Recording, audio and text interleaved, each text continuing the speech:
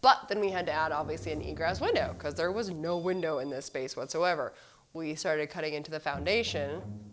And it started to crumble. We fell in love with this house because it was built in 1940s and it was absolutely the cutest farmhouse I have personally ever seen. And I knew that if we just changed a few things, and not terribly big things to be honest, okay, maybe a couple big things, but if we changed them, it would turn out to be one of the cutest, most beautiful modern farmhouses that I have ever seen. So, very excited about this, and the first farmhouse that I was ever able to design as a fix and flipper. So I was really excited about this, and I still am because it's so pretty. I can't wait for you to see the pictures. And if you haven't seen the before and after video of this property, you should probably go do that before you watch this, just so you can. It's right here.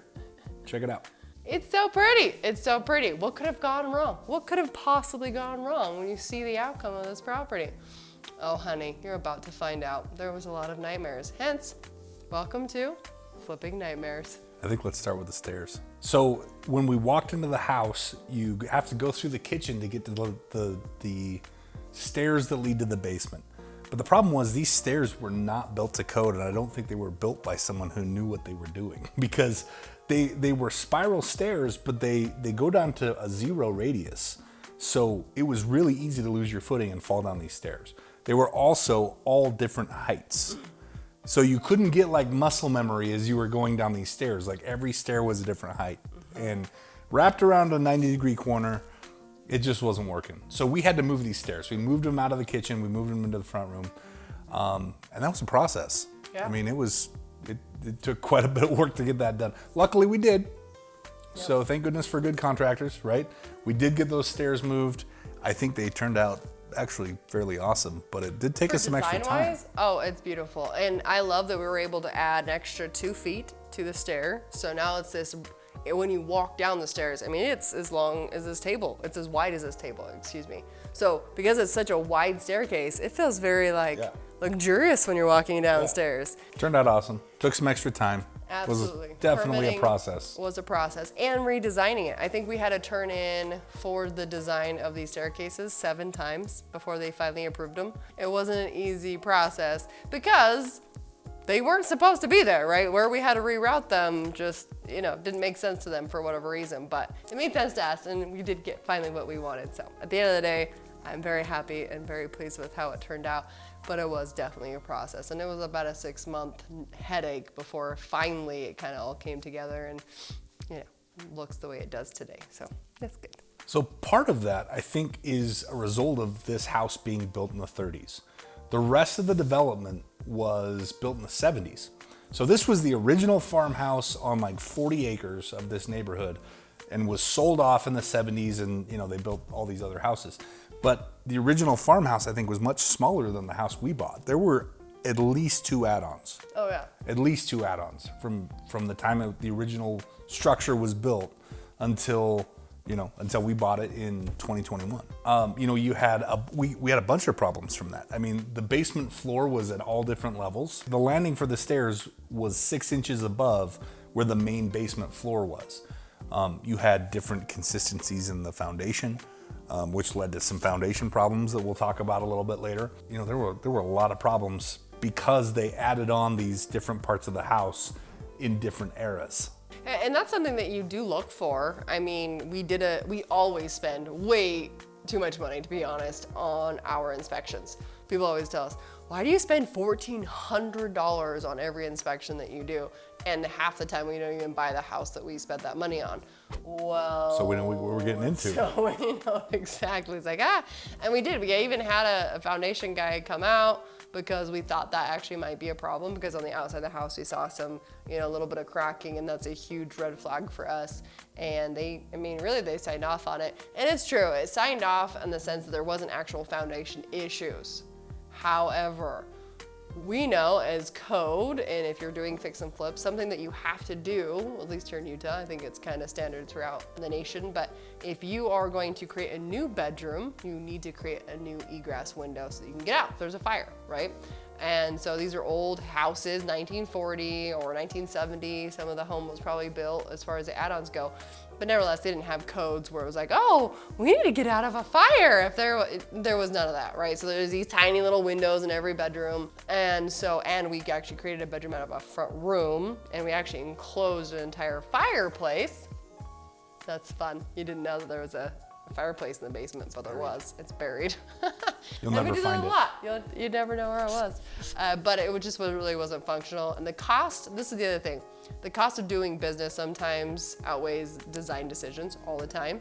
But in this case, the cost of actually trying to get this fireplace to work was way greater than the actual of understanding like the functionality of how pretty it really was for that space. Well, doing fix and flips is a cost benefit analysis, right? It's always, if we're going to put money into this, we want to get a return out of that. Yeah. And so if we're going to put a bunch of money into a fireplace, we better be able to get more money out of that fireplace being there than we actually put into it. In this case, that wasn't the case.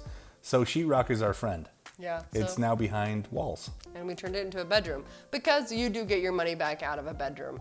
And if there's a weird space and you can convert it into a bedroom, that's a really good idea. So we did. But then we had to add obviously an egress window because there was no window in this space whatsoever. We started cutting into the foundation. And it started to crumble.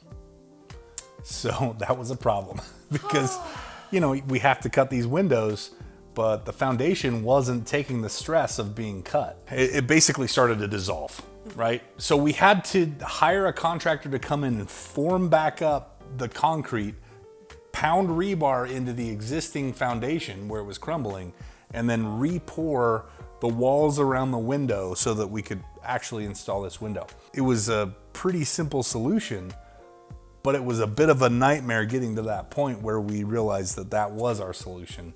We thought, there was one point where we thought that, the whole foundation was the whole foundation was going to crumble. So we're like, what did they make this out of? Clay? Yeah, probably actually. Is this only made out of clay? Like nothing else? Like that's a problem, though, right? It's 80-year-old Play-Doh. Yeah. So we did end up getting that window in there, and it looks beautiful. We turned that room kind of we staged it as an office, but it is a nice large room inside that space.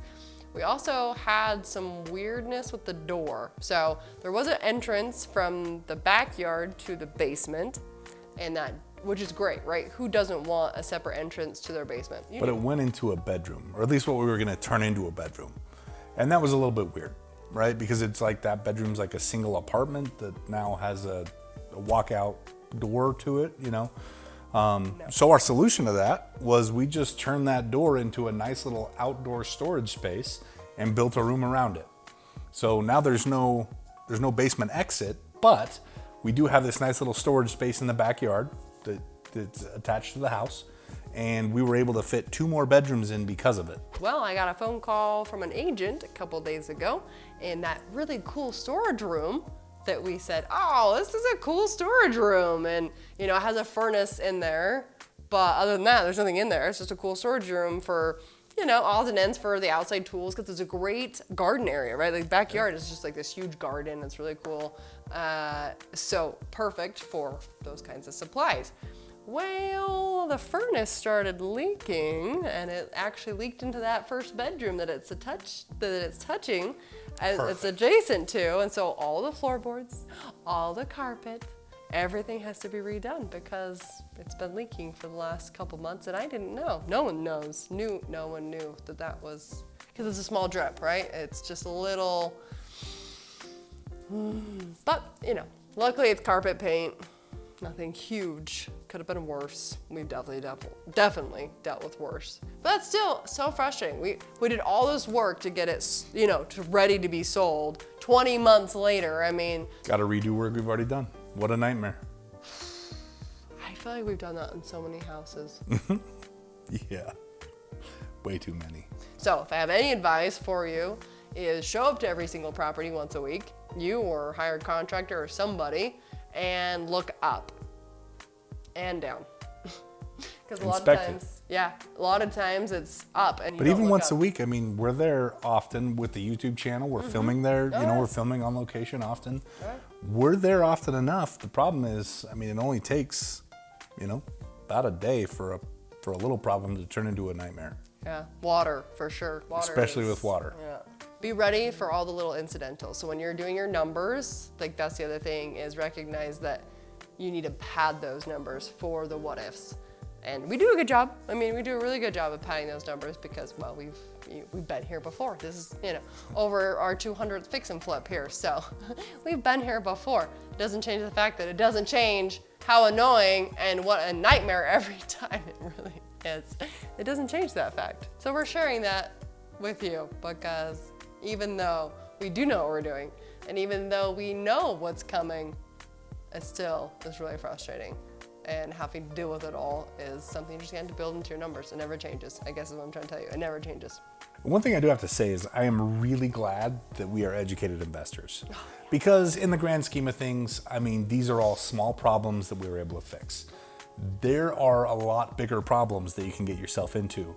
And one of the things that I really think have kept us safe throughout our 10-year career doing this has been the fact that we got educated before we got out and tried to start doing this. We've actually created an opportunity for people who want to become real estate investors, like yourself, to set up a strategy call with us. Fill out the little form, hit the submit button, and one of us will reach out to you. That's flippin.education. Don't forget to sign up for your free strategy call right away. Now guys, that's all we have for you in this episode. We hope that you loved it as much as we enjoyed making it. If you got feedback for us, if you would have handled one of these nightmares differently, please let us know in the comments. We love feedback, we love to learn, and if you got some better ideas about it, we'd love to hear about them. Until next time, we'll see you on the flip side.